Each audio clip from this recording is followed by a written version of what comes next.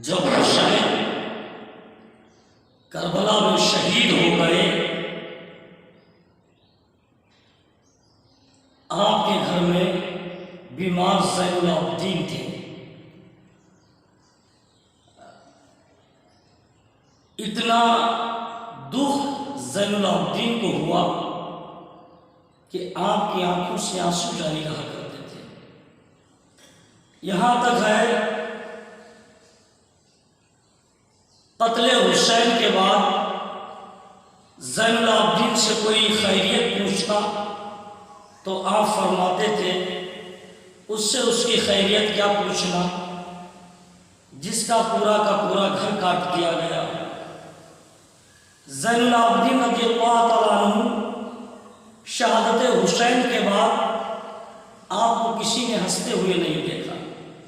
جب تک آپ دنیا میں حیات رہے تو آپ اداس ہی رہے، غم حسین میں ہی رہے، یہاں تک کہ زین العابدین رضی اللہ تعالیٰ عنہ اپنے گھر والوں کو، اپنے کنبہ کو، ان کے لیے بھولنا بہت مشکل پڑ رہا تھا کہ ہر وقت کربلا کے غم میں رہا کرتے تھے، یاد حسین میں رہا کرتے تھے، اپنے گھر والوں کی یاد میں رہا کرتے تھے۔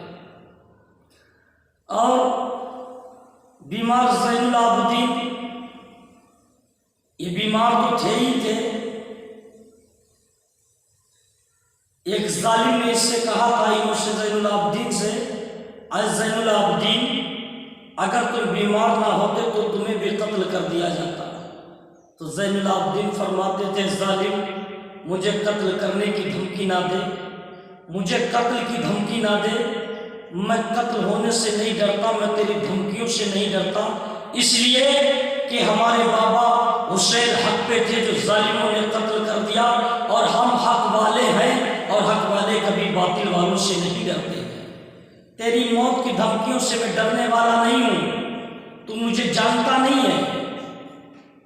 یہ زین العابدین ہیں جو کربلا کے میدان میں بچے شہید ہو گئے، مگر زین العابدین حقانیت کو آواز بلند کرنے سے پیچھے نہیں، حق بات کہنے کے لیے پھر بھی ان ظالموں سے ڈر نہیں، حق بولنے کے لیے آپ کے باجیوں میں، سینے میں قوت، زبان میں قوت، حق بولنے سے پیچھے نہیں زین العابدین۔ گھرانہ کا گھرانہ کٹ گیا، بچہ شہید کر دیا گیا، مگر زین العابدین آج بھی حقانیت پر رہے، حق بولنے والے تھے، حق بولتے رہے، ظالموں سے ذرہ برابر نہیں ڈرے۔ زین العابدین کا گھرانہ جب شہید ہو گیا، زین العابدین کے اوپر وہ غم و مصیبت طاری ہوئی، کیوں نہ طاری ہو، آج ہمارے گھر کا کوئی بچہ مر جائے، چھوٹا سا بچہ پیدا ہو ختم ہو جائے تو کتنا دکھ ہوتا ہے۔ گھرانہ تو گھرانہ، پورا خاندان اس کے غم میں ڈوب جاتا ہے، پورا پریوار روتا ہے۔ اگر کچھ بڑا بچہ ختم ہو جائے تو پورا خاندان روتا ہے، بہت تکلیفیں ہوتی ہیں۔ اور بتاؤ زین العابدین جس کا پورا گھرانہ کربلا کے میدان میں شہید کر دیا گیا ہو، ظالموں نے ظلم کیا ہو، ایسے ظلم کیے ہو جس کا کوئی ٹھیا نہیں، ایسے ظلم کیے ہو مولا، تو زین العابدین کو کتنی تکلیف گزری ہوگی، زین العابدین کے اوپر کیسے غم کے پہاڑ ٹوٹے ہوں گے۔ زین العابدین جب بھی بازار کی گلیوں سے گزرتے، اگر کوئی گوشت کاٹنے والے کی دکان کے قریب سے آپ گزرتے، کوئی قریشی کی دکان کے پاس سے گزرتے، اگر وہ گوشت کاٹتا تو گوشت کاٹنا بند کر دیتا، بلکہ گوشت کے اوپر کپڑا ڈال کر ڈھانپ دیتے، چھپا دیتے تاکہ زین العابدین گوشت پر نظر نہ پڑ جائے۔ ایک مرتبہ زین العابدین نکلے، گلی سے نکلے جا رہے تھے، سامنے گوشت والے کی دکان تھی، گوشت کاٹنے والے نے زین العابدین کو دیکھا، فوراً گوشت کاٹنا بند کر دیا، گوشت کے اوپر کپڑا ڈال دیا۔ گوشت خریدنے والے بہت سارے لوگ موجود تھے، انہوں نے کہا اے قریشی، اے گوشت کاٹنے والے، فروخت کرنے والے، میں گوشت لینے آیا، گوشت کی لائی میں لگا ہوں، کافی دیر سے تم نے گوشت کاٹنا بند کر دیا، بیچنا بند کر دیا، गोश्त को कपड़े से ढांक दिया। तो गोश्त काटने वाला कहता है तुम्हें पता नहीं कि सामने ज़ैनुल आबिदीन आ रहे हैं, आपको खबर नहीं कि ज़ैनुल आबिदीन आ रहे हैं? तो उसने कहा ज़ैनुल आबिदीन आ रहे तो क्या हुआ? तो गोश्त काटने वाला कहता है कि तुम जानते नहीं मैंने गोश्त के ऊपर कपड़ा क्यों डाल दिया, ज़ैनुल आबिदीन आ गए, मैंने गोश्त बेचना क्यों बंद कर दिया, तुम नहीं जानते? तो वो लोग कहने लगे मैं नहीं जानते, वजह क्या? तो गोश्त काटने वाला कहता है वजह जानना चाहते हो तो वजह सुनो कि मैंने गोश्त के ऊपर कपड़ा क्यों डाल दिया।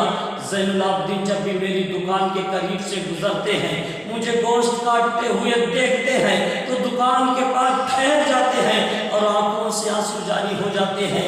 एक दिन सामने खड़े रो रहे थे, मैंने पूछा ज़ैनुल आबिदीन क्यों रो रहे हो? तो ज़ैनुल आबिदीन कहने लगे गोश्त काटने वाले जैसे तू गोश्त को काटता है इसी तरीके से हमारे घर वालों को मैदान करबला में काट दिया गया है, जैसे तू गोश्त की छोटी छोटी बोटियां कर रहा है ऐसे हमारे घर वालों को काटा गया है, मैं क्यों ना रोऊं? तो कसाई गोश्त काटने वाला कहता है लोगों मैं ज़ैनुल आबिदीन को रोता हुआ नहीं देख सकता, उस तारीख से जब भी ज़ैनुल आबिदीन इधर से गुजरते हैं मैं गोश्त को छुपा देता हूँ ताकि ज़ैनुल आबिदीन को गोश्त को देखकर कोई गम न लाहिक हो जाए, ज़ैनुल आबिदीन गोश्त को देखकर कहीं रो ना पड़े, जब भी निकलते तो मैं गोश्त को ढक दिया करता हूँ। वो ज़ैनुल आबिदीन जिन्होंने इतने जालिमों के जुल्म सहे, वो ज़ैनुल आबिदीन जो बर्दाश्त करते रहे, सब्र करते रहे, लेकिन मुसलमानों आपके आंसू बेख्तियार जारी हो जाया करते थे। ऐसी एक मर्तबा आप निकले,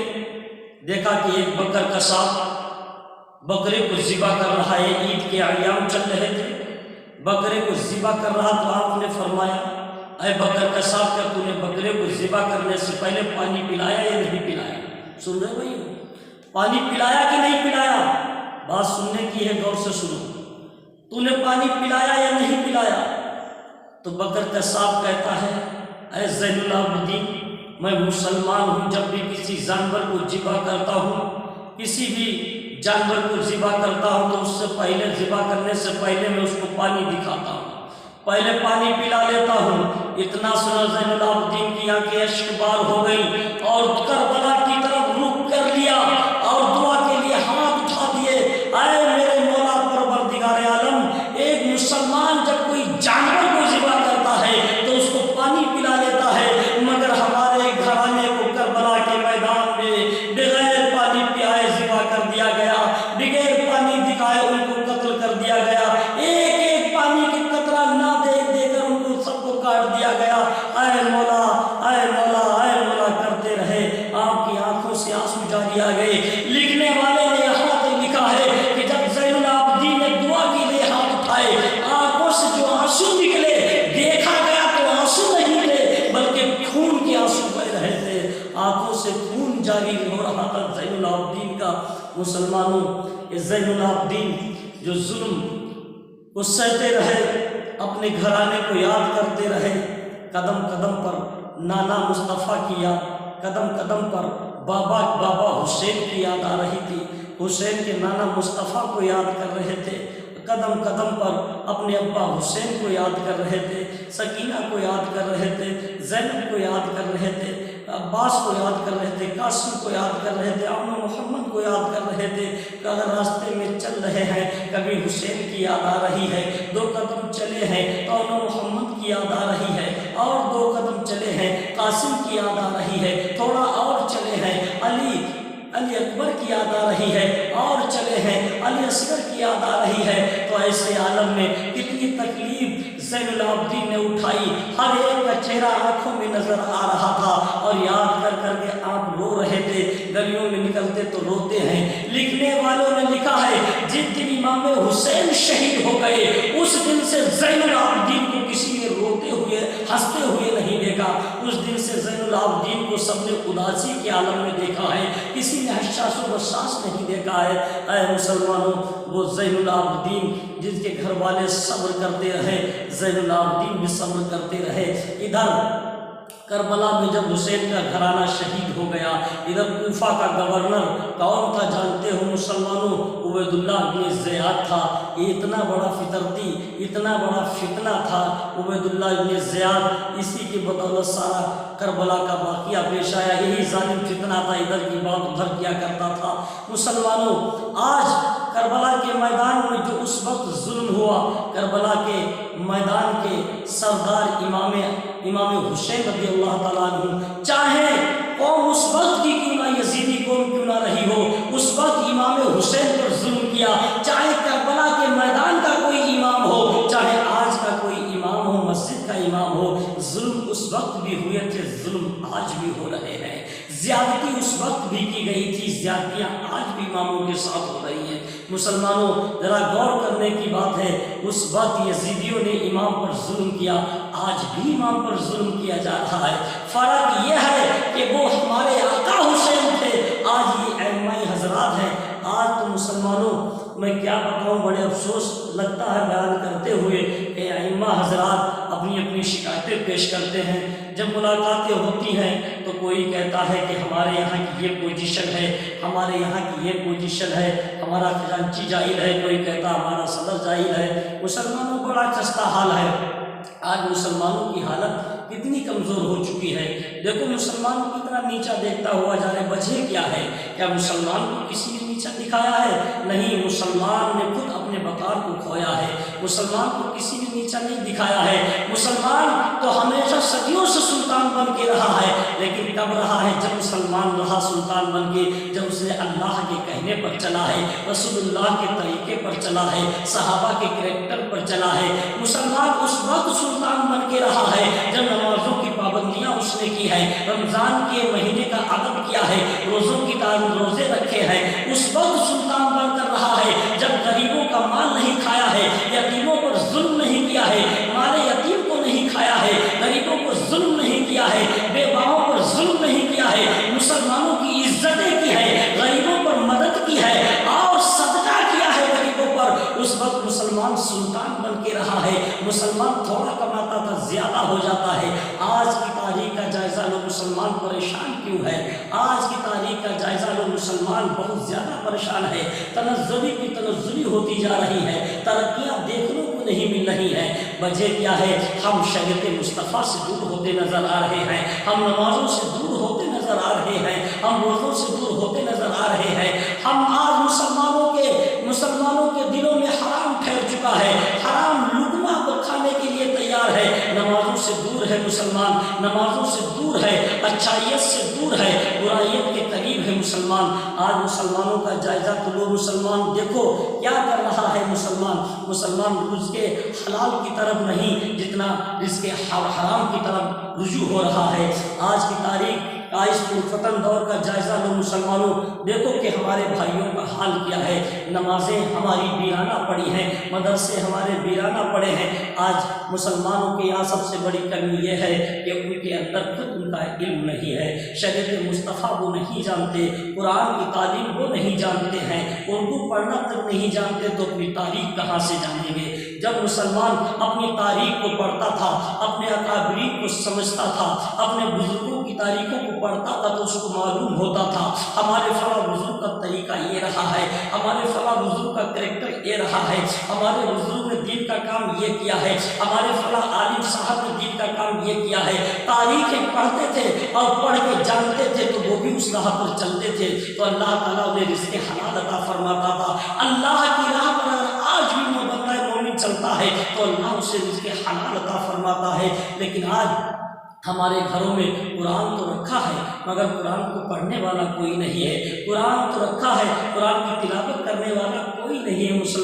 مسلمان تو ہیں، فخر سے کہتے ہیں مسلمان ہیں، مگر نماز پڑھنے والا کوئی نہیں ہے، مسلمان کی کیفیت کو سمجھنے والا کوئی نہیں ہے۔ مسلمان آج کے دور کا جائزہ تو لو مسلمانوں، اگر کوئی کسی گاؤں میں اگر امام بھی رکھا جاتا ہے تو اس لیے نہیں رکھا جاتا ہے کہ امام ہے ہم اس کے پیچھے نماز پڑھیں گے، نہیں مسلمانوں، وہ پہلے کا دور تھا جو امام رکھتے تھے تو اس کا مطلب یہ تھا کہ ہم اس کے پیچھے نمازیں 5 وقت کی پڑھیں گے۔ آج امام صرف اس لیے رکھا جاتا ہے کہ میں نے امام رکھ لیا ہے، ہمارے گھر میں فاتحہ ہوگی تب امام پڑھے گا، ہمارے گھر میں کوئی مر جائے گا تو نماز جنازہ जनाजा इमाम पढ़ेगा, तीजा मुसल्मान इमाम पढ़ेगा, तीजे की फातिहा इमाम पढ़ेगा, 10वें की फातिहा इमाम पढ़ेगा, 20वें की फातिहा इमाम पढ़ेगा, 40वें की फातिहा इमाम पढ़ेगा। अगर कोई बीमार हो गया तो फूंक इमाम डालेगा, परेशानी हो गई ताबीज़ इमाम बना कर देगा। सिर्फ इसलिए इमामों को रखा जा रहा है। पहले का दौर ये था, इमाम इसलिए रखा जाता था हम इसके पीछे नमाजें पढ़ेंगे, हमारी रहनुमाई मेरा इमाम करेगा, हमें अच्छी राह इमाम दिखाएगा। हम जब पाँचों वक्त की नमाज इमाम के पीछे पढ़ने आएंगे तो हमें इमाम से मोहब्बत भी होगी, हमें इमाम से लगाव भी होगा, हमें इमाम से दिली मोहब्बत भी रहेगी। मगर मुसलमानों नहीं,